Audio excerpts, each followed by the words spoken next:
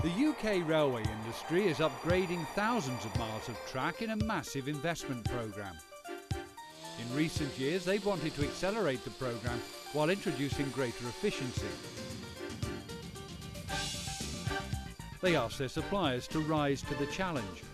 Find a way of getting more rail delivered trackside faster than ever before. Cowans Sheldon came up with a solution. Welcome to the world of Langley Holdings, a British multidiscipline concern which provides world-class engineering to world-class clients. The Clark Chapman Group, a Langley company, is known around the globe for one of the most famous names in the railway industry, Cowans Sheldon. Its association with rail dates back to 1866, when it built one of the first ever railway cranes. It's been known for engineering innovation ever since. By the mid-1980s, the company responded to the need for major track refurbishment in the UK by producing a long welded rail delivery system capable of placing rail measuring up to 183 metres alongside the existing track. The system carried 24 lengths of rail at a time and took 5 hours of track possession to carry out the operation using 4 or 5 operatives, a significant improvement on previous systems. However, as the new millennium approached, requirements were changing. For a start, demand for rail replacement was increasing dramatically, up to 144,000 tonnes a year as a result of increased traffic and infrastructure improvements. Network Rail's new long rail welding facilities are capable of producing longer lengths of rail than the old system could handle, and there was a drive for increased efficiency in both manpower utilisation and delivery performance. With the old delivery systems approaching the end of their useful lives, the pressure was on to create a new breed of long welded rail trains. And this is it. Cowans Sheldon's latest rail delivery train, capable of carrying rail lengths up to 216 metres as opposed to the previous 183, carrying 32 rails rather than 24, a 57% increase in capacity, requiring only a 3-hour possession to do the delivery rather than 5, and manned by 3 operatives rather than 4 or 5, with the potential to reduce to just 2 operatives in a new fully automatic version. All this, and it's reliable, simple to operate and safe. The next generation of RDTs was conceived by a dedicated team of railway specialists at Cowans Sheldon, who drew on known technologies in steel, tyre manufacture and other material handling industries, incorporating the mechanics and computer-controlled systems which had a history of reliability and maintainability. It's significant that the system was both designed and manufactured at Cowans Sheldon's factory in the northeast of England, with its long tradition of innovation and engineering excellence.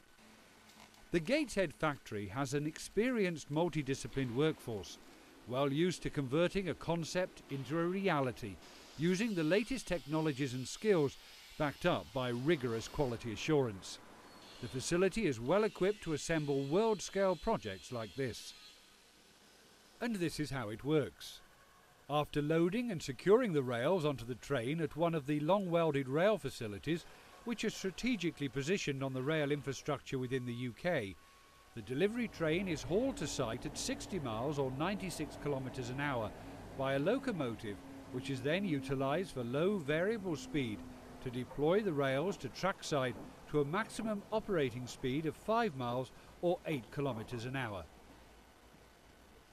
The system is designed on a modular concept, with all the equipment being mounted on a standard ISO container base.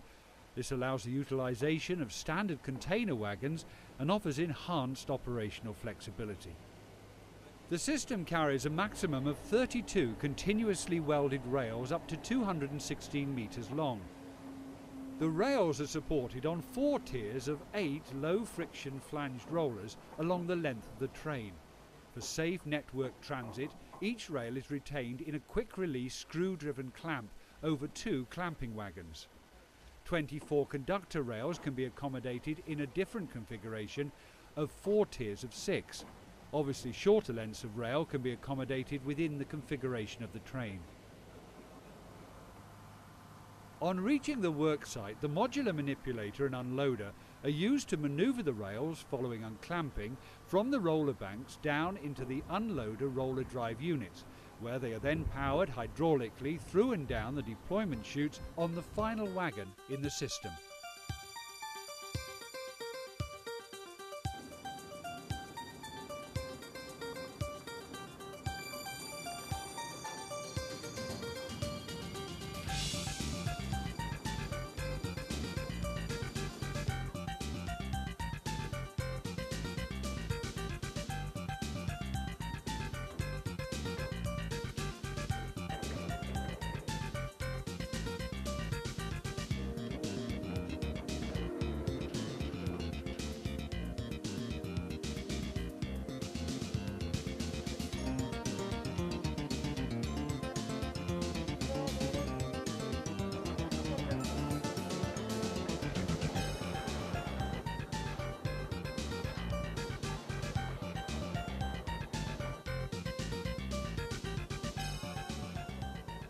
The manipulator cycle and chute deployment are both automatically controlled by a process logic controller.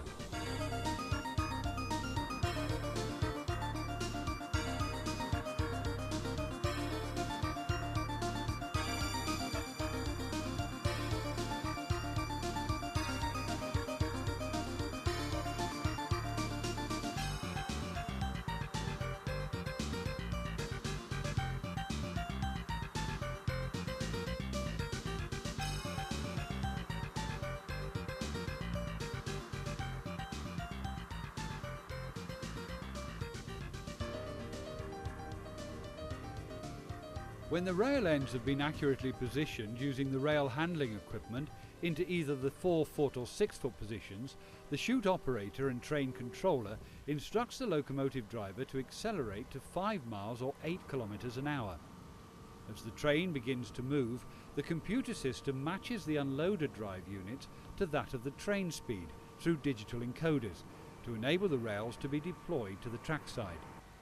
In the semi-automatic version, the quick-release clamps are manually operated, while in the fully automatic version, the clamps are remotely released by the manipulator operator. The whole process is highly automated, making the operation simple, and it's highly reliable because the technologies involved are proven.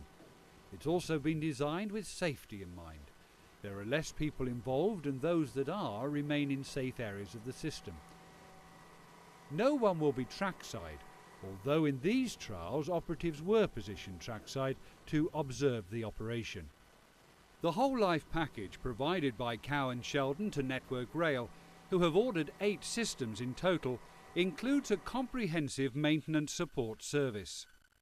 Significantly, if failure of a component takes place or damage is caused during operation, the RDT has been designed with modular units in mind, so the module involved can be easily removed and replaced, ensuring the system remains fully functional while repairs or maintenance takes place elsewhere.